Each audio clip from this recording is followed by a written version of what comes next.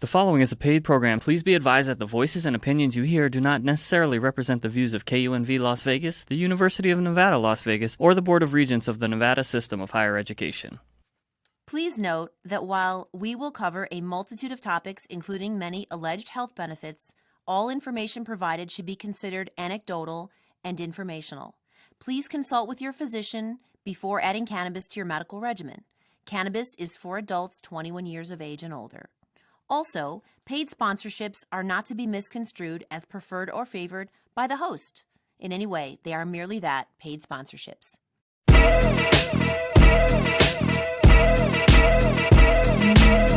Happy Saturday, friends. Welcome back to Get Elevated with Gia. I am joined in the studio today by Ramsey Daddis. Hello, Ramsey. Hello, Gia. Oh, I love the dramatic entrance. I love it. We have Ray Fletcher. Hey, what's up? Hey, what's up? And we have returning guest, Collette Patricia. Hello. Hello. Here. So just for a quick recap, this is the show Get Elevated. We are here talking about global access, awareness, and education of cannabis, truth and clarity, fun, and transparency.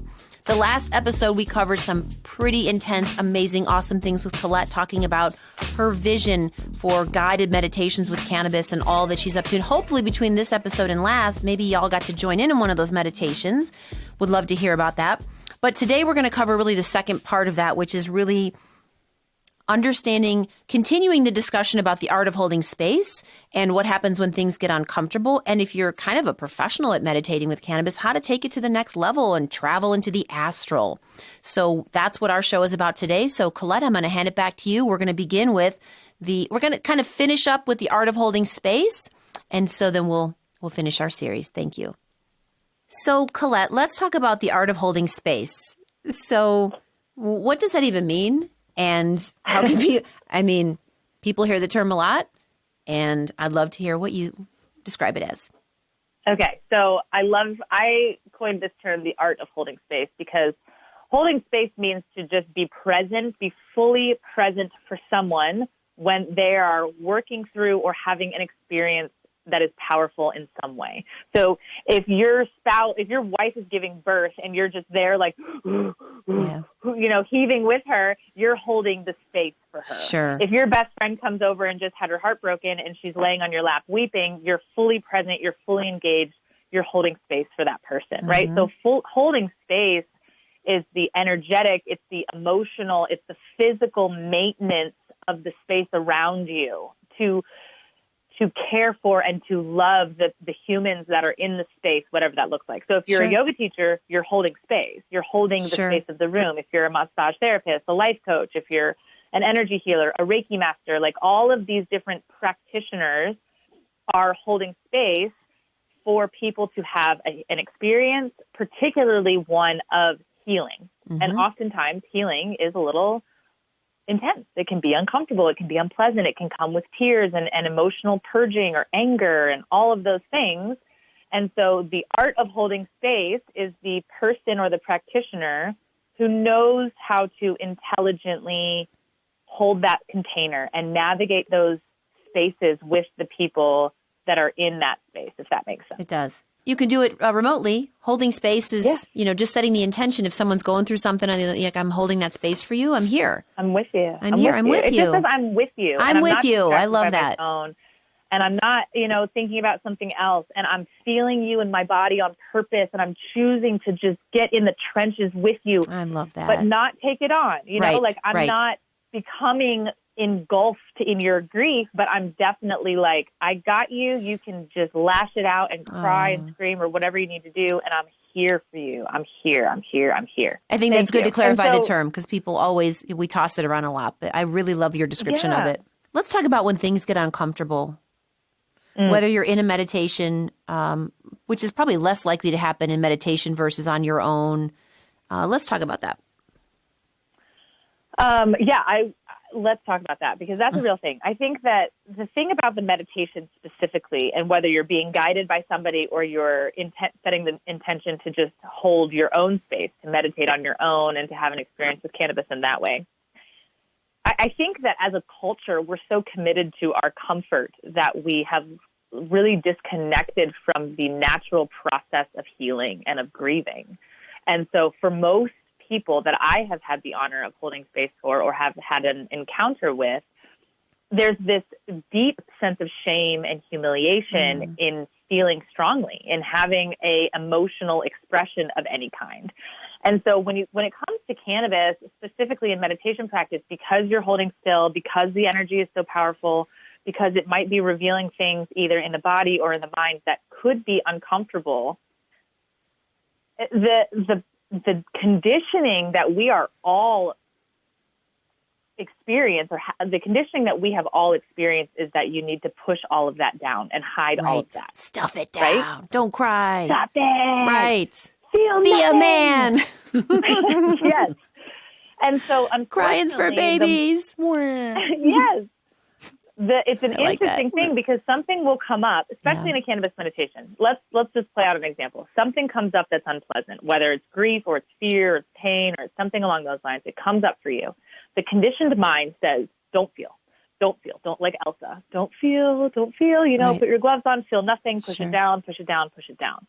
But the interesting thing about cannabis and plant medicines is that the more that you restrict in any way, the more intense that thing becomes. And so what I'm trying to teach and what I'm attempting to teach in my meditations is that just stay open, even in the discomfort, even in the pain, even in the fear, in the grief, whatever's coming Zoom up. Out, right? Allow it. Zoom out. Yeah. Zoom out. Yeah. Zoom out. Let it pass. Because like everything, it will pass. It 100% will pass. It just needs an opportunity to express. Sure. I think I read a study somewhere that said an emotion only needs 17 seconds. Abraham Hicks, baby. That's Abraham Hicks. Shift. Yep. Yeah. So 17 seconds. That's all you have to endure, if you will, of discomfort, and then it will pass. But if you cling and clench and hold and fight and then it's just going to magnify that uncomfortability, that discomfort, that tension. And so as I'm guiding these meditations, I continue to say over and over again, is your body relaxed? Are you relaxed? Are you open? What do you feel? Yes. Everything you feel is okay. It's okay. It's okay. It's okay. You're safe to feel. It's okay. Oh. Because it's so important. People literally have never heard anybody tell Ramsey, them. wake up. Ramsey. Sorry. No, I'm kidding. I'm not sleeping. He got so relaxed. Oh, that was so... All right. It's just interesting. I feel like, when I say these little things, which oftentimes I'm not even really aware that I'm saying them, but most people will live their whole entire lives and not have anybody ever tell them, hey, everything that you feel is okay. It's okay that you feel strong right now. I'm not say that intimidated again. by your... Everything that you're feeling is okay. It's okay. I'm going to put it on a t-shirt. I actually have a sweatshirt for Balancing Cannabis. It's going to say everything you feel is okay. I love that. So those are coming out. That's my I want one. Yes. I just invited myself. I want a hoodie. I want a hoodie. Nice. I think it's important regardless of if you're going to come to cannabis, whether you're doing it for fun or for medicinal purposes or for spiritual reasons or for whatever the reason or just to explore it, you have to have a certain level of knowing that it's likely that there will be some unpleasant experience at some point, and it's okay. We don't have to completely freak out and then try to reverse the laws around cannabis because somebody had one unpleasant experience on cannabis. It's okay. And I think that if you have the mindset going in that you're safe and that you're allowed to feel and that you can express what you need to express, then whatever comes up is good, that it's all good. It's all okay. The way that I think about plant medicines in general is that you're exploring your consciousness. Right. So with cannabis, you are exploring every avenue, every little nook and cranny of your own consciousness. So, of course, sometimes there might be some unpleasantries in there. It's not anything to be super freaked out by. Nah. It's just kind of it kind of comes with the territory sometimes. Plus, if you think about, there's a lot of intensity happening in our world right now. And so just the state of the world around you sometimes it's intense. And so it's if you feel like you're having an unpleasant experience, the best advice I can give to you is get some water in your body as quickly as possible. Reduce the stimulants to the senses. So that's sound or volume, vision, light, and just energy or people around you. So change that environment. So if you're in a loud, dark room, then get somewhere that's like a little bit more open. It's quieter. There's not as many people there. Just get into the opposite. If you're inside and you're feeling a little closed in, go outside. Just be in, that's a good point. Make a shift in your space. And then just continuing to remember, this too shall pass. I like Breathe. to shower if I'm right. A shower, definitely a shower. Something about really, that. really helpful. And then CBD, a tincture. You know, take a dropper. And all those things. Put on some comedy, laugh. Yeah. Just like change the energy in the space, and it will change the energy in your mind. Yeah, for sure. And then you can have a great story to tell your friends. Exactly. Yes. It's in my arsenal. And then enjoy the tail end of the trip or of the journey or of the high. Because once you go over the hump or go over the peak and then you're on your way down, you might be having some unpleasantries at the peak and on the way down. But then the rest of the way, it's actually really lovely once you've kind of worked through a lot of that energy. So once the munchies kick in, you know you're on the home stretch. You're like, let's get a pizza. I'm good. Indeed. Yeah. Yeah. Oh, I love it. I survived. Yeah. Yeah, it's fun. Just to be clear for people listening, a lot of times none of this other stuff happens. It really, to be clear. Yeah, it depends. But yeah, it's all about the people. It's all about the people, setting, and intention. Gia will be right back after a quick word from our sponsors. Can, the world's first microdose THC beverage, is now available in dispensaries all over Nevada. Out of all drinks in 2019, cannabis or not, BevNet recognized Can as the best new beverage. It's only 30 to 35 calories per serving and comes in 3 delicious and award-winning flavors: lemon lavender, blood orange cardamom, and grapefruit rosemary. More information and where to buy your 6-pack of Can is available at our website, drinkcan.com. That's with 2 N's, drinkcan.com. So talk to us about going to these other levels. So one of the things that I teach, or I try to teach in my meditations, is that as you tap into this energy that you're feeling, the one thing that I'll say is, can you feel the energy in the whole body at the same time? Yes. And so that is yes.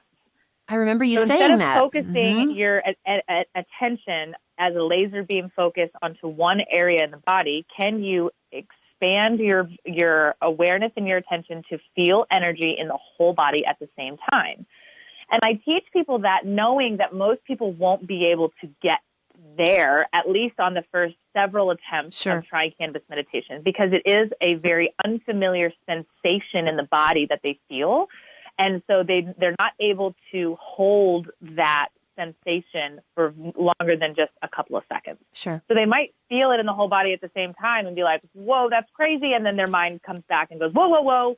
We need to be a little That's bit when the more eyes controlled, open like, a little bit okay, all right. I'm Right. here. Whoa, whoa, whoa. Yeah. Right. Whoa, whoa, whoa, the ego says, because the ego, which is the construct of mind, is responsible for keeping us in our bodies. Mm-hmm. It's keeping us alive and in our bodies. That's genuinely, from an evolutionary standpoint, what the ego is doing. And so when you start to become energy and feel all this energy in the body, and you're starting to dip into other realms of consciousness and other dimensions that you're kind of working through, the ego goes, whoa, whoa, whoa, you need to come back to the body, right? And so that's why this takes a little bit of practice. Now, if you've had an experience with a plant medicine that is more powerful, meaning that it controls that ego mechanism, like in ayahuasca, you're not going to have the ability to decide if and when you're going in, right? That's the power of that. Oh, plant. grandmother don't play. Incredibly powerful. Yeah, grandmother, that's what they call ayahuasca, Really? the great grandmother. She doesn't play. I see. Right. And so with cannabis, you're still in executive function of your mind. And so as you're meditating and you start to dissolve into this energy field, you can break through that ego barrier, and then ultimately you would dissolve the boundary of the body and you become the energy. And when you become the energy, then we're talking about having a full-blown experience with source energy. You're having an out-of-body type of psychedelic experience that is also sort of, I don't know, you could call it astral projection or traveling through other dimensions, or you're experiencing light and energy. You're experiencing different realms of consciousness, both within yourself and beyond. Yeah. And so that is an experience that maybe you'll have an encounter with the Christ consciousness. But this, I would say, is it requires either more meditation experience or more medicine experience, whether it's cannabis or other plant medicines, but using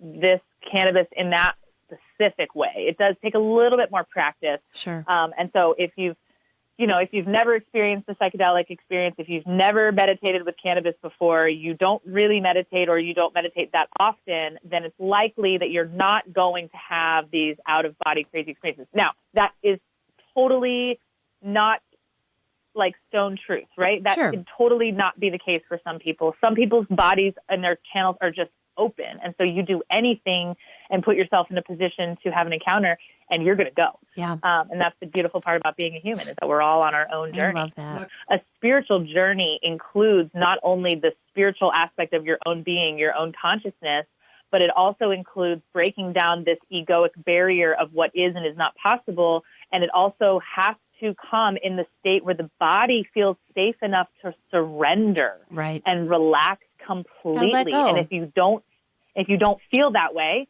then as a defense mechanism of your own self-preservation, your body, your mind, and your spirit will not allow you, if you will. I don't know if I like that word, but you won't get to those spaces because it's unsafe according to your nervous system that's still picking up on cues of fight or flight.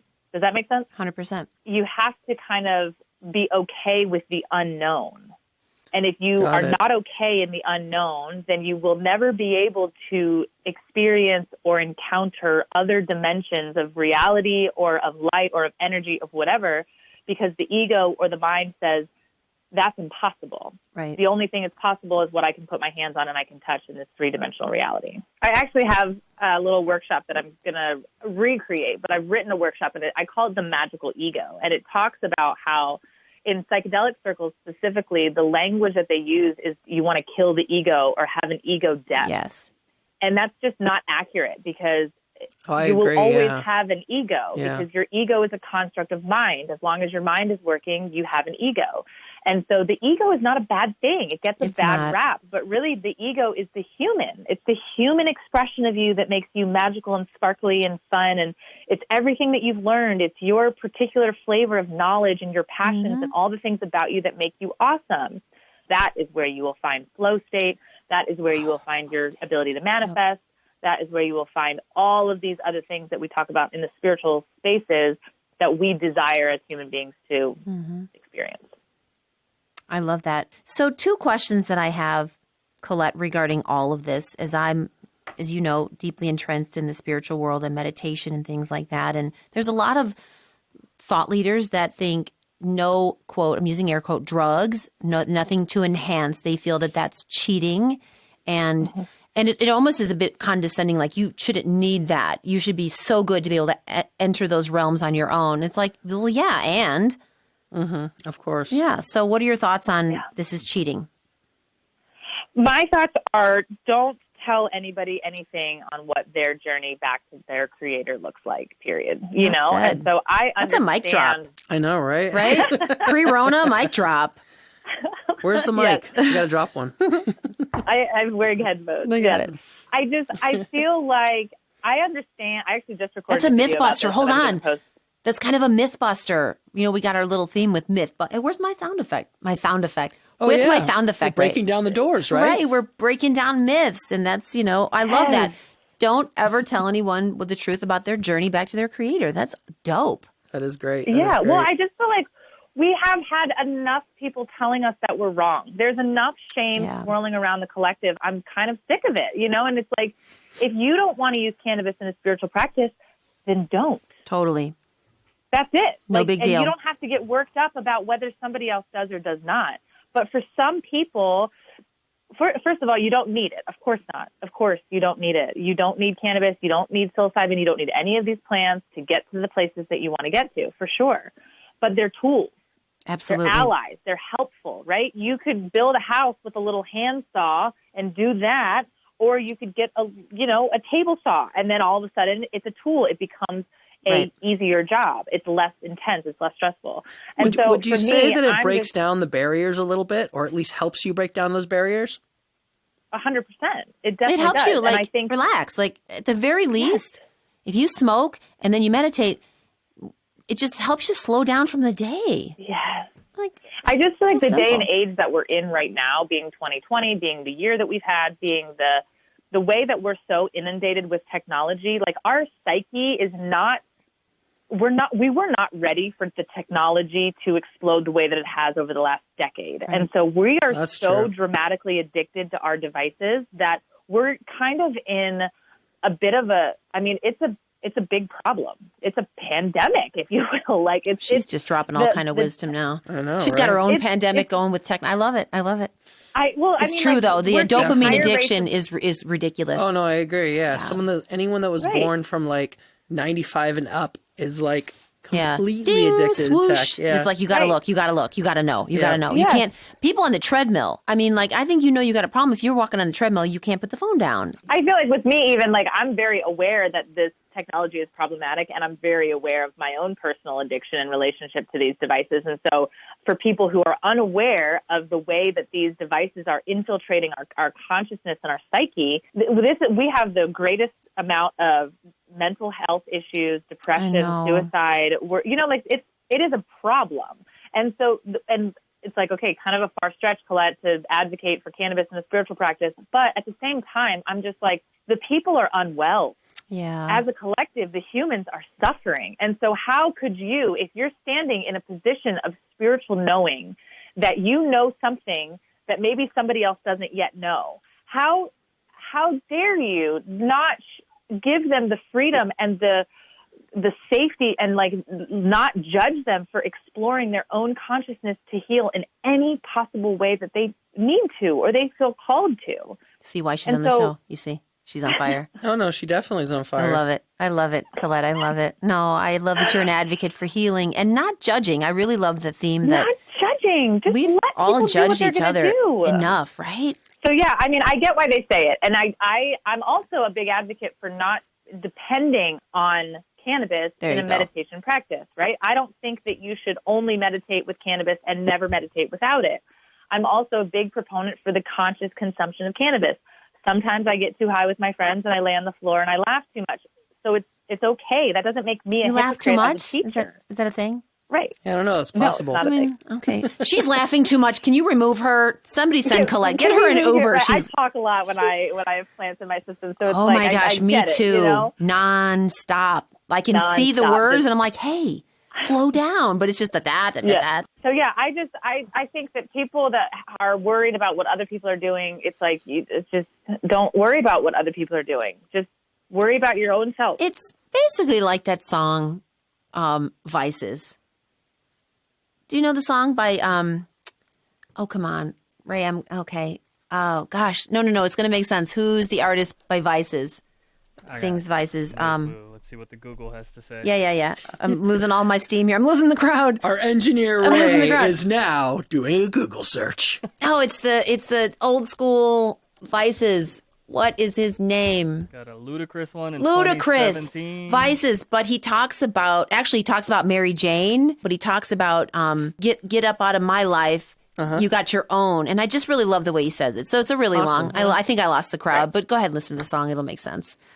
Whatever. I think it still comes back to being honest with yourself about your consumption, right? And so if you're using cannabis and you're claiming that you're using it in a spiritual practice, yet it's not building a spiritually rich life, it's not connecting you to your creator or allowing you to heal and evolve your consciousness, then you're not actually using it in that way. Like I heard someone talk at a conference once and he said, if your cannabis consumption doesn't make you a better person when you're not on cannabis, then your cannabis consumption is unconscious. And so it's like, just be honest with yourself, with where you're at, and then use it wisely, use it with intelligence, represent the plant well, change the stigma by being a person who says, yes, I use cannabis to have spiritual experiences and to connect to God and pray and worship and meditate and all these things. And it's okay. And people will definitely cast judgment. And like at that point, you're kind of like, I'm over it. I don't care what you think anymore. I'd like to give a shout out to everybody who's judged anybody in this room. Yes. We don't need it. Now for a quick word from our sponsors. From the chief lobbyist of Matos Consulting, Jay is spearheading a new bill for consumption lounges. Jay is passionate about alternative places to consume cannabis so our city and the Strip can remain family-friendly. So, Collette, what are you excited about that you're creating? Let's talk about balancing cannabis. Yeah, so I am so excited because I want to turn Balancing Cannabis into an entire network of other cannabis space holders, or what I'm calling cannabis healers. Now, I always even use that word healer with like a little asterisk, because I don't necessarily believe that one human being can heal another. I agree with you. Because the healing is within. We are our own healer, but we hold space for people to uncover this healer within themselves, right? And so ultimately, I want to educate, inspire, and excite as many people to hold cannabis sacred spaces, cannabis ceremonies, cannabis meditations, cannabis yoga, like cannabis and life coaching and wellness coaching and body work and any of those things. Like, I want to teach as many people as I can how to legally, responsibly, and ethically incorporate cannabis into whatever practices that they're doing in order to help leverage the healing of the collective. And so that's just a small mission, just tiny. That's a beautiful mission. It's really, I love it. Yes. And then ultimately, like from that sea of people, or whoever finds me and comes and wants to start learning these things with me, there's a plethora of different places that we could go from there. And so I think really my number one thing is I want as many people to experience cannabis meditation as possible, whether I'm the one guiding that or it's people that I have taught the ways that I have learned how to do this. It doesn't matter, because I believe in the plant and I believe in God, spirit, source, creator, the universe, whatever language you want to use. I believe in this intelligence, this benevolent intelligence that's going to support this intentional use of cannabis. And Collette, for people who want more information about your Monday meditations, where can they find you? The easiest place is on Instagram at Balancing Cannabis. Instagram and then the website balancingcannabis.com. But really Instagram is where I'm putting most of my content. I mean, everything's on my Instagram. All the information about the meditations is on the little link in the profiles. And then I do have an email list. So I send out emails every week and I talk about different things from stories to announcements and events and stuff like that that's coming up, so people can sign up for that and just kind of hear from me and talk to me. And then I actually just recorded, I'm so proud of myself, I recorded 4 videos today going on my YouTube channel. Wonderful. I've checked out the YouTube channel. I did that meditation. What's your YouTube channel? It's just Balancing Cannabis. Awesome. Everything Balancing Cannabis. Balancing Cannabis. So there's going to be a lot more information going up.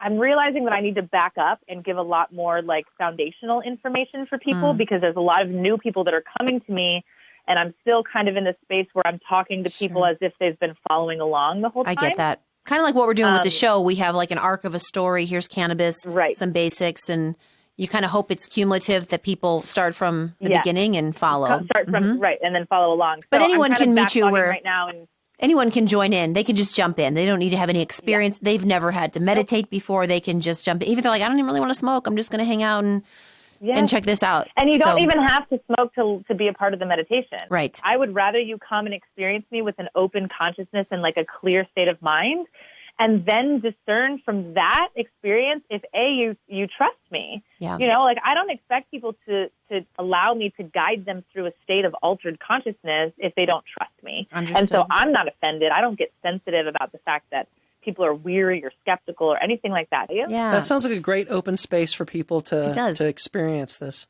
You're going to join in. I know you are.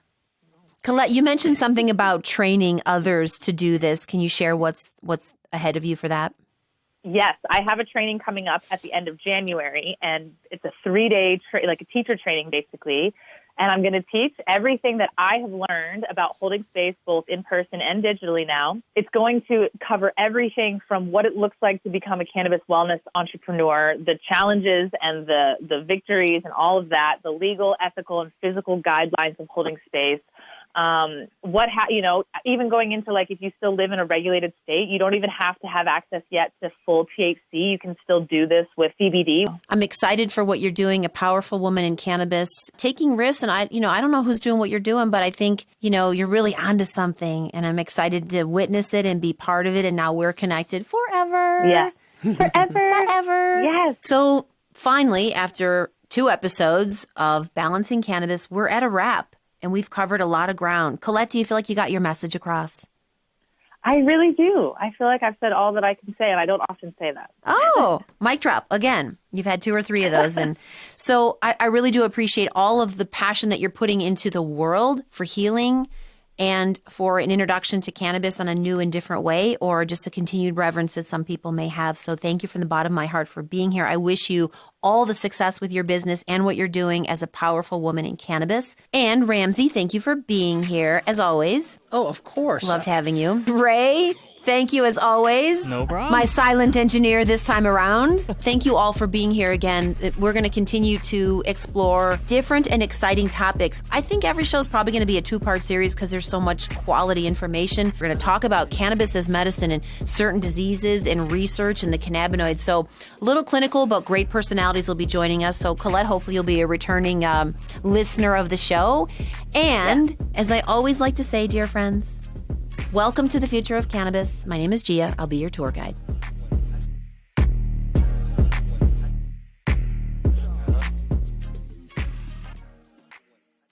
You have been listening to a paid program. Please be advised that the voices and opinions you heard do not necessarily represent the views of KUNV Las Vegas, the University of Nevada, Las Vegas, or the Board of Regents of the Nevada System of Higher Education.